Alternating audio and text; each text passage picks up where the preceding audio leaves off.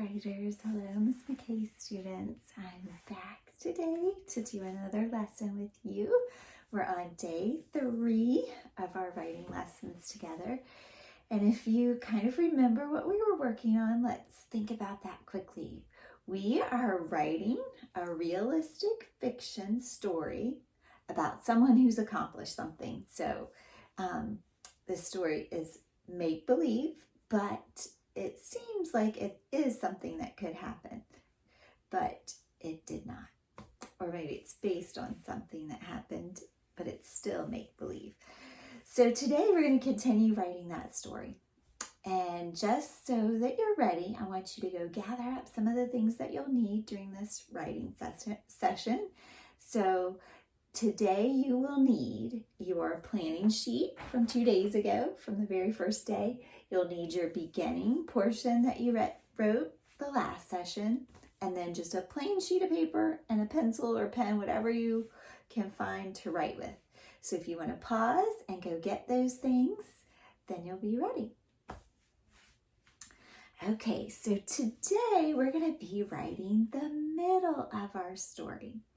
So good writers always sort of do some of the same things as they begin to write at the next portion of their story. They sort of start to think about, what did I write last? And what am I going to write next? So sort of get your mind ready for that. And since I'm going to show you what I'm going to do, I'm going to model some of those things too. So as we are planning, let's just kind of rethink about what our plan sort of said.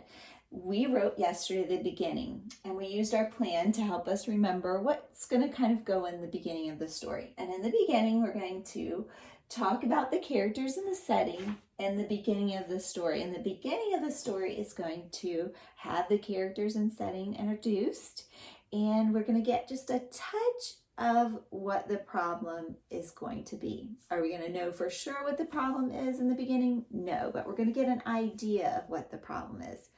In the middle of the story, which we're writing today, we will know what the problem is. So we're going to be writing the middle of the story and sharing what the problem of this story is.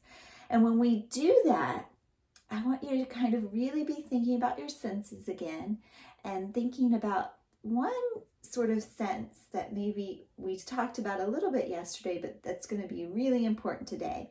So we can think about what it might sound like, what it might look like, what it might smell like if that's appropriate, or taste if that's appropriate, but also what it feels like. And feeling can be touch, but it can also be how you're feeling on the inside, the feelings that people are having, mad, happy, sad.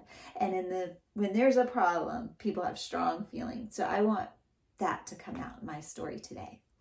So as I'm writing, or I'm going to share what I wrote, I began to write the middle, and I want a little bit of help at the end of my middle, something I haven't quite gotten to, and I'll show you my thinking as we get to the middle.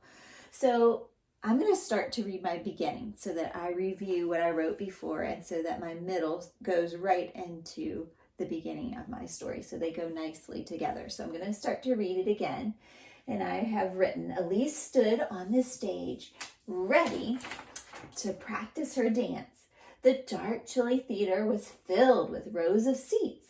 The front of the theater was lit up and hip-hop music played. Elise and the dancers moved to the beats. All of a sudden, Elise froze and ran off the stage. Now, I took off this sentence because I wanted to think of something that went better with the middle of the story, to say that in a little bit of a different way. And drafts are a perfect place to make changes. You can change it as much as you want. So I made a little change because I wanted to start the middle of my story a little bit differently, and I thought that sentence didn't go well with it. So when I was thinking about the middle, I was thinking about how I want to show, not just tell, how the characters were feeling. So in the middle, Elise runs off the stage, right? And she doesn't want to perform, and her mom is worried about that. She comes to try to help. So I want to tell that in a way that there's lots of feelings known about that. So instead of just saying Elise ran off the stage and then her mom came over to help, I sort of changed the beginning to say Elise's mom jumped up and ran over to find out what was wrong, because I thought that showed a little more feeling. When moms are worried about you, they run towards you or they try to get to you as quick as they can. So she was sitting, so I wanted to make sure you guys knew that she was worried about her daughter. So her mom jumped up and ran over to find out what was wrong. And then Elise is going to tell her what's wrong, and she says Elise told her she was freaked out. So instead of just saying she didn't like the stage and she was confused, I thought this sentence said how she was feeling really well in a different way. Elise told her she was freaked out. She's freaked out with all this stuff going on. So what would a mom do if her daughter's all worked up and worried about something? Is she going to yell and scream at her? Probably not. I thought maybe she would give her a hug. So I wrote, her mom hugged her and said practicing would help. She kind of reassured her, get back up there. It's going to be okay. You can do it. So she gave her a hug and said practicing will help. So now I want to just finish this middle out. It starts to get better in the middle. So I want to show that Elise is feeling a little bit better. So I think, is she going to just stop practicing? Is she going to give it up? Well, her goal is to get into that show. So what does she need to do to make that goal, to accomplish that goal? She's going to have to get right back up there and practice. So I'm going to write that Elise felt better and went to practice again. Okay, so I'm going to write that next. Elise felt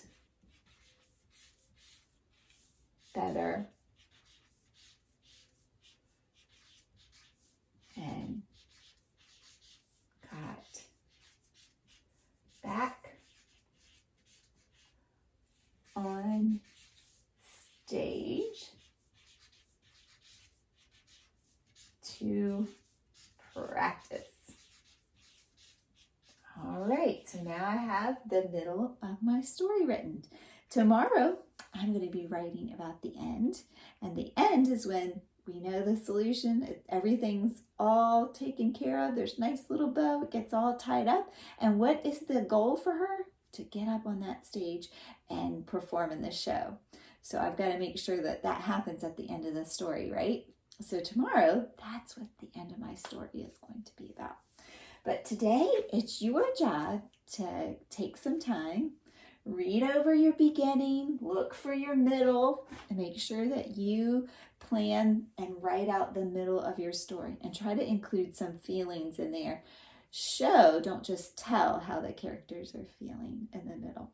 Okay, so give it a try. Excited to hear the middle of your story. I'm sure Miss McKay or your teachers out there will be excited to see the middle of your story too. Thanks for writing with me. See you soon.